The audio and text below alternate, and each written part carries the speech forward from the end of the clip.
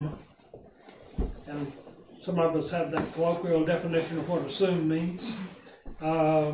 Means maybe we're making a mistake when we assume something, but it's a little rougher than that. But when you look at those percentages, that and some other things I think you will see just in this first chapter of the book.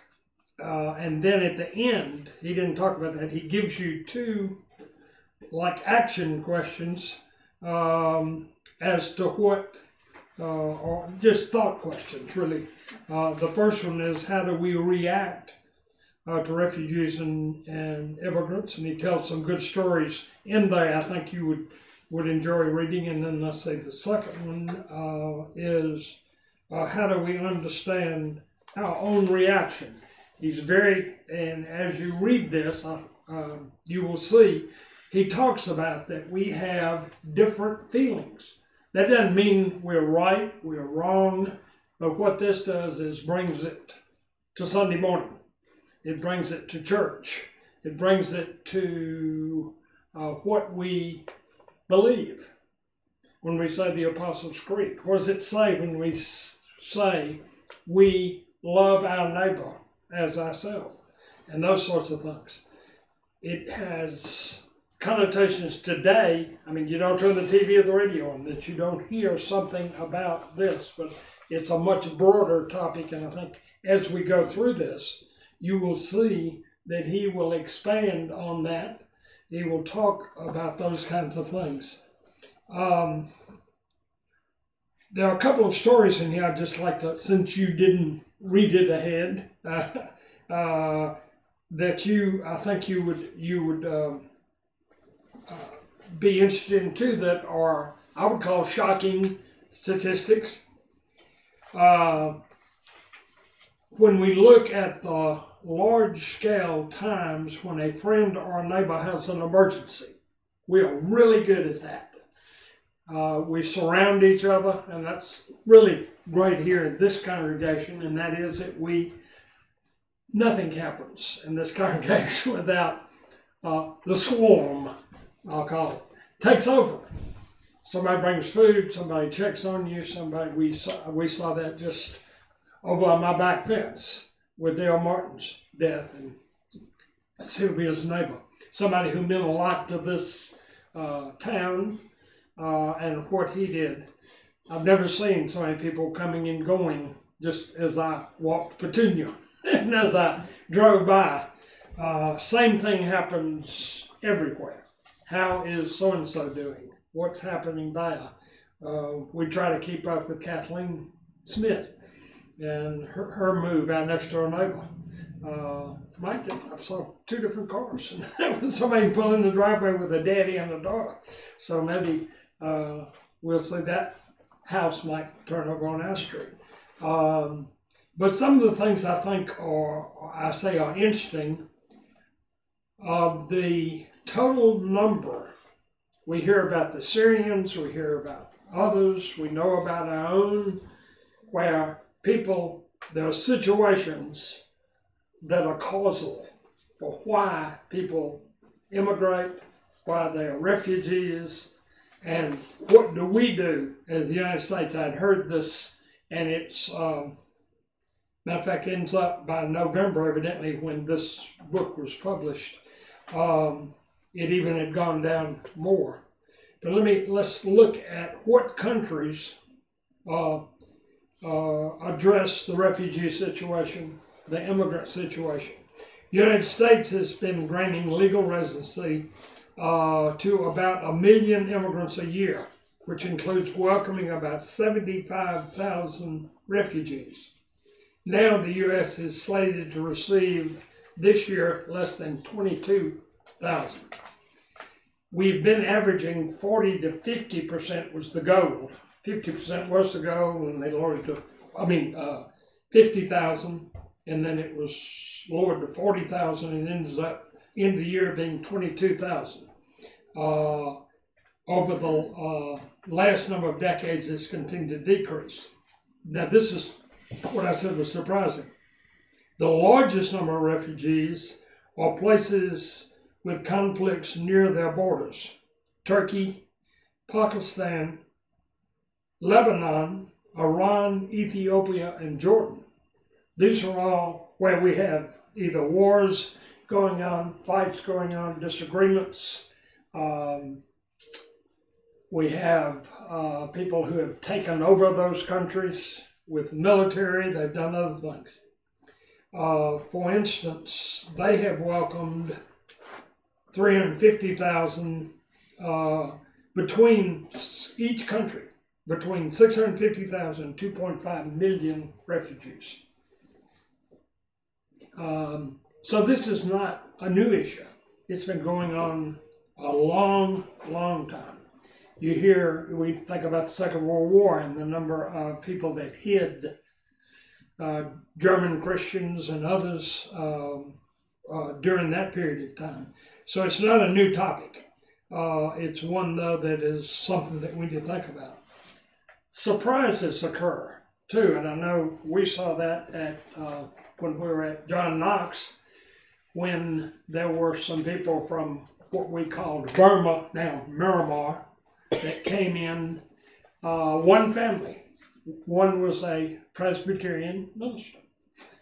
And what did he do after he had gotten permission to, and his whole family, to come to the United States, is that he showed up at the door of our church. And now that is a worshiping congregation that he's continued to assist other people out of that situation, which has been devastating to that country, militaristic takeover and that sort of thing. They now have somewhere well over 100 who are using the chapel there for their 3 o'clock Sunday worship service. They've become a very integral part of that congregation, as well as the John Knox congregation. The 2 daughters were brilliant and have received full scholarships to PC. One is a junior and one is a sophomore, I believe, now. So we continue to see those sorts of things. But some other things that Ken highlights in this first book, which will surprise you. Number one, we're aware that you would expect that, I guess, but this also shows a positive side of what's happening, like in Texas. Texas is the state that brings in clearly the largest number of immigrants and refugees per year. But this is the one in early 2017, the weeks after, in just early 2017, some of the travel bans and things that were placed then, the people in Nebraska happened to have evidently some ethnicity in Nebraska. I wasn't aware of that. And the Washington Post did a story on that and found that while they lean substantially politically conservative and take more refugees per capita than any other state. So, Nebraska? Like I say, it's a much bigger issue, huh? Nebraska? Nebraska, per capita, and it's one of the more, so it... And they're taking them from all over, not just Mexico. Oh, no, that's right. No, this is refugees. That's right. That could be anything. This is a thought that some of us have had, and it's not, that won't necessarily change. But this talks about 61-year-old John Ducha soon after 9/11, and what he had a 9/11 mindset. I hate Muslims. He said, I pronounced it, I said it, and his mind only changed after Muslim refugee families moved into his apartment complex. The Muslims were the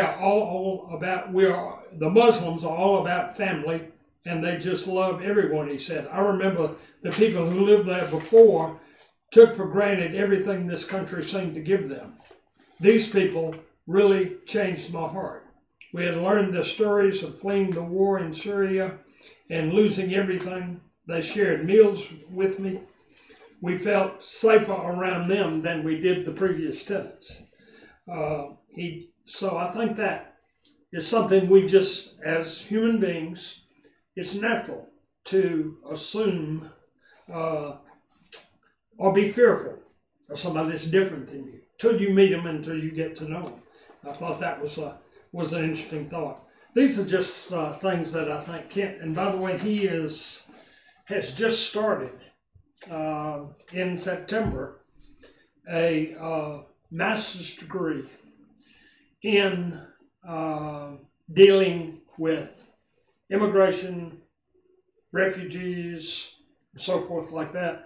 It's in the political science department or something like that, although he spent, as soon as he had graduated from college, spent a lot of time working in various ministries in France and Germany, and then over into Saudi Arabia and other places like that. Are you talking about the author of this book? Are you talking about the author of this book? The author of this book, yeah.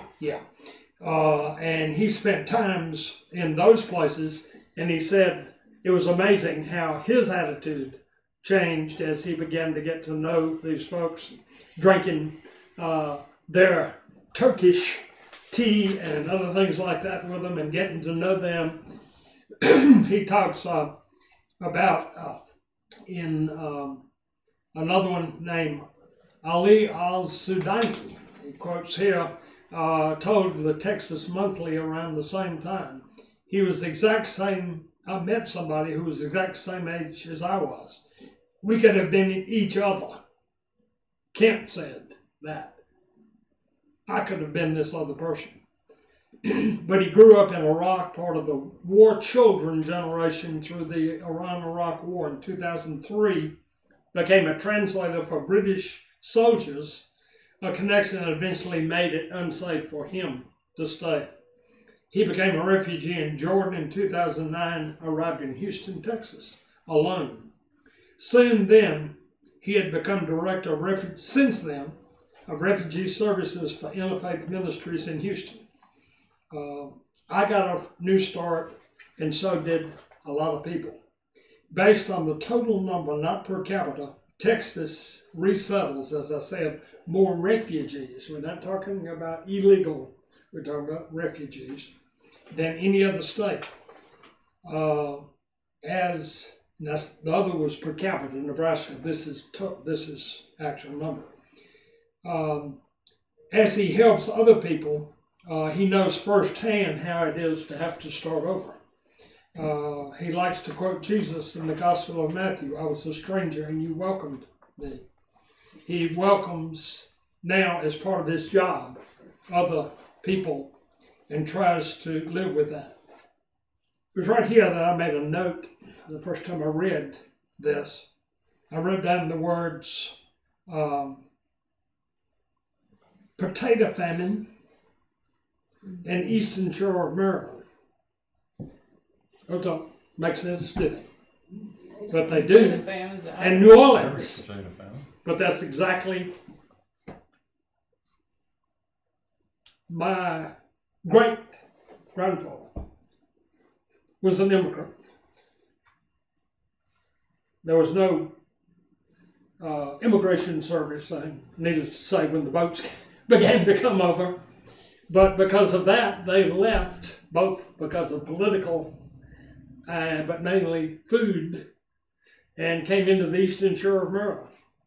Ended up in Mobile, Alabama. And my grandfather, so 2 generations below that, had the large downtown drugstore, and better than that, with the great big soda fountain, as he called it.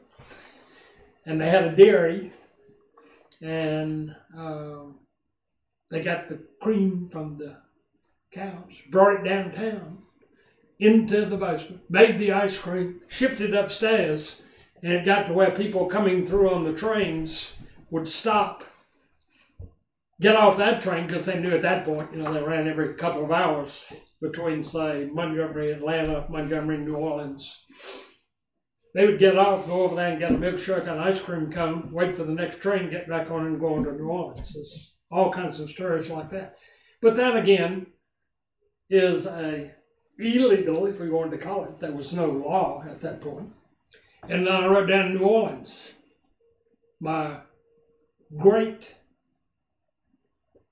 grandmother lived to be 99, so I always have trouble with this. Great-great-grandmother came in on a ship into for New Orleans. Came to She Mobile. eloped. Huh? She eloped. She did. I had forgotten that. Yeah, that's the interesting part. Yeah, that's right. And you ought to see- Well, you run ought- away. You ought to see Shotgun her marriages. picture. We used But to keep anyway, her picture up in the living room. Oh, she's What this mean boils looking. down to, and again, I'm not pushing that point, but if you stop and think about it, we're all immigrants. How many of us, I mean, there's somebody in here may, and Greer's mother-in-law is what, 1/8 Indian. Cherokee or something. So she is a descendant of a Native American. We are not Native Americans. I don't think any of us are, unless there's some Indian. That is the indigenous people. Here it is. You know, Canada, if you hear them, they continually talk about the Aborigines. And they almost use the term worship. Very, very conscious of the fact that they are there. The people I know I worked with in hospital fundraising and stuff, a lot of them were from Canada. They were very, very conscious of the fact that they are not the original settlers of Canada. And there are certain couple of they call them states. I'm not sure what Canada, but anyway, Saskatchewan. There we go. I knew that wasn't quite the right word. They're very conscious of that. And I think that's all. I don't know if that's why Ken talked some about those kinds of things. Hebrews 11 tells us that the forebears of our faith confess that they were strangers and foreigners on the earth. For people who speak in this way make it clear that they are seeking a homeland. They desire a better country that is indeed a heavenly one. And that again is talking on the higher order there. And also this kingdom of God would, as Jesus prayed, come on earth as it is in heaven. We said that every Sunday. And I think that's the main thing that I have seen just in this first chapter as he brings it to light. Once we see the need and start to recognize them as ourselves, we'll reflect on fears, complexities, and barriers that can keep us from being as welcoming as possible. We name these concerns honestly so that we can seek truth and follow where God, love leads us. He'll have a whole chapter on that. Chapter 3 is where he'll cover that.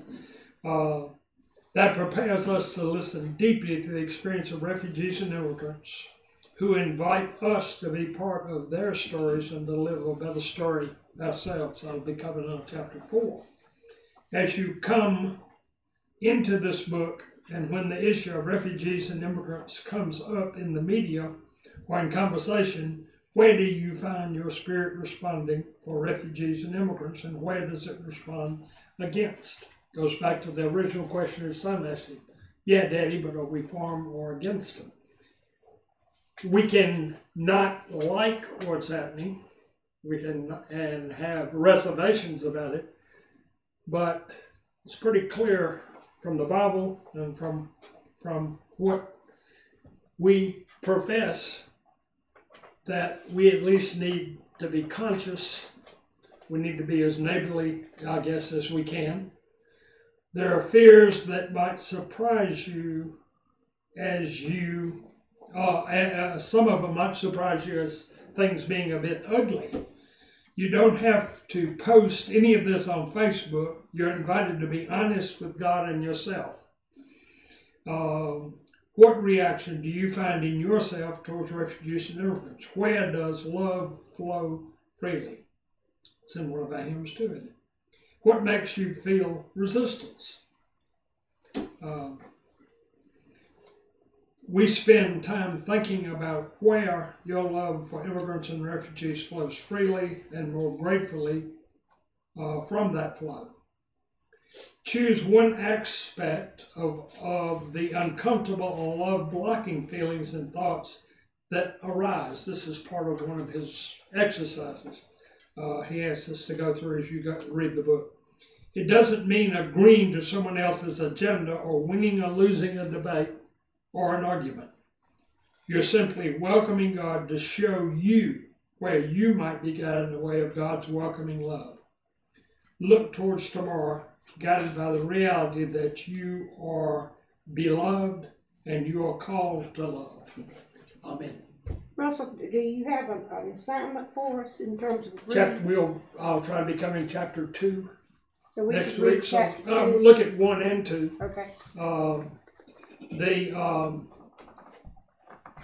Madeline Lingle, it starts with the quote on chapter 2. We are all strangers in a strange land, longing for home, but not quite knowing what or where home is.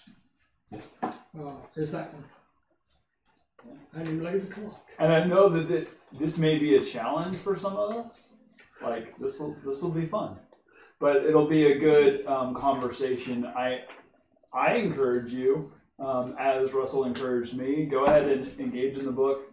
Read it, even if you think that you're going to disagree with everything he says. Even if you think you're going to agree with everything he says, you're probably wrong. And let's reflect on this stuff. With my kids, we just finished Romans 12, and don't be transformed or don't be conformed to the patterns of this world. And I told them that includes everything. That's every assumption that we make as our culture, as our local culture, as our family culture, as our church culture. Everything must be reviewed under the gospel.